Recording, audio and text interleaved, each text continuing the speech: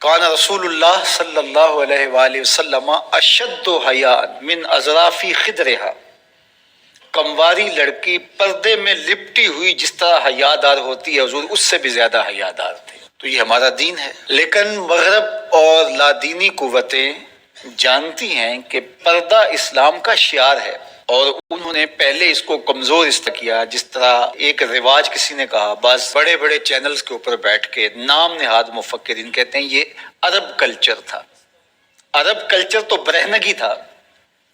عرب culture تو برہنہ طواف کرنے کا تھا، گھروں پہ جھنڈے بدکار خواتین کے چھتوں کے اوپر عرب میں لگتے تھے۔ تو یہ پردے کا تصور کلچر نہیں بلکہ یہ سنت زہرا سلام اللہ علیہا۔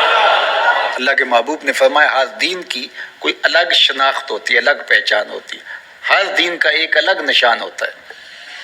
تو اسلام کی وہ خاص چیز، وہ خاص نشان، خاص پہچان پردہ ہے، حیا ہے، اور اگر حیا چلا جائے تو پھر دین بھی چلا جاتا ہے۔ ایک روایت میں فرمایا حیا اور ایمان دو آپس میں جڑی ہوئی چیزیں ہیں، ان میں سے ایک چلا جائے گا پیچھے پیچھے دوسری شے بھی چلی جائے گی۔ تو لادینی قوتیں اس بات کو جانتی ہیں کہ اگر حیا چھین لیں گے تو ایمان اس کے پیچھے پیچھے، اس راستے سے جو حیا کے چھننے سے بنے گا تو انہی قدموں پہ ایمان بھی رخصت ہوتا چلا جائے گا۔ تو لہٰذا ان کو یہ کہو کہ تم ترک ایمان کرو تو یہ تو کبھی راضی نہیں ہوں گے، تو اس لیے انہیں پردے کا ترک کروایا جائے، انہیں حیا کے جوہر سے محروم کیا جائے تاکہ یہ ایمان کے جوہر سے بھی محروم ہو جائیں۔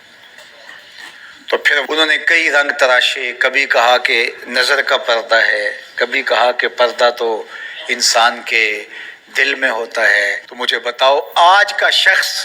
جو شہوتوں سے لتھڑا ہوا ہے، جہاں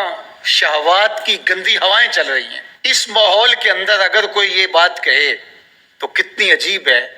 جس ماحول میں تقدس کی باد صبا چلتی تھی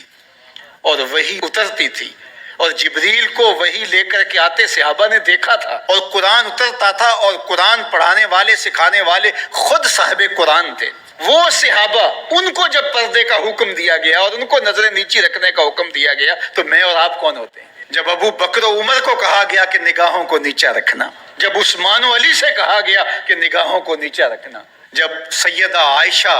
حضرت ام سلمہ، حضرت میمونہ، حضرت زینب، سیدہ فاطمہ تو زہرا سے کہا گیا کہ تم اپنے پردے کی حفاظت کرنا، تو مجھے بتائیے اس تقدس مآب ماحول کے اندر بھی جب پردہ کرنے کے لیے مومنوں کی ماؤں کو حکم دیا گیا، اور ابو بکر و عمر، عثمان و علی عشرہ مبشرہ جن کی جنت کی ضمانت بھی رسول اللہ نے دی ہے، تو جب ان کو بھی کہا گیا کہ نگاہوں کو نیچا رکھنا تو میں اور آپ کس شمار میں ہیں؟ تو یہ ایک نفس کی کہانی ہے جو ہم گھڑ کے بیٹھ گئے، کہا کوئی بات نہیں جی پردہ تو دل کا ہوتا ہے۔ بحالت مجبوری خواتین کو گھر سے نکلنا پڑتا ہے، لیکن اس میں بھی اس کو تاکید کی گئی کہ تیرا پردہ کسی صورت کے اندر بھی ختم نہیں ہونا چاہیے۔ میں خراج پیش کرنا چاہتا تھا یہاں ہماری ہمسائیگی کے اندر اس خاتون کو جس نے اللہ اکبر کا نعرہ لگا کر کے بتلایا کہ یہ امت ابھی بھانج نہیں ہوئی،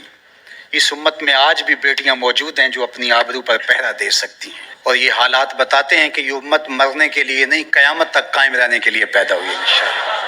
اس دبی ہوئی راکھ میں چنگاریاں موجود ہیں، جو وقت آیا تو شعلہ جوالہ بھی بن جائیں گے انشاءاللہ العزیز۔ اقبال نے ایک بات کہی تھی، اگر پندے ز درویش پذیری،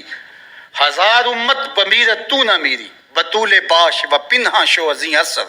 کہ در آغوش شبیر بگیری۔ اقبال کہتا ہے اس فقیر کی ایک بات مان لے، ساری امتیں مر جائیں گی، امت مسلمہ تجھے زوال نہیں آئے گا، اور وہ کیا؟ بطول باش، بطول بن جا اور زمانے کی نظروں سے پوشیدہ ہو جا، پھر تیری آغوش میں بھی حسین ابن علی جیسے بیٹے جنم لیا کریں گے، ان کے جانشین تیری گود میں بھی پیدا ہوں گے۔ تو اس لیے پردہ ہماری شناخت ہے۔ آج جو کہتی ہیں جناب پردہ پردہ، یہ کیا ہے؟ یہ تو کٹھ ملا کی اصطلاح ہے، کچھ بولتی ہے جناب یہ دقیانوسیت ہے، کوئی کہتی ہے یہ زمانہ قدیم کی کہانیاں ہیں۔ جب قبر میں اتریں گے تو اس وقت مرد کے لیے 3 چادریں، عورت کے لیے اسلام نے پھر بھی 5 چادریں رکھی ہیں اس وقت، اس کا کفن بھی الگ رکھا ہے اس لیے کہ وہ پردے کی چیز ہے۔ تو کیا کوئی عورت کہتی ہے کہ مجھے سکرٹ میں دفن کر دیا جائے،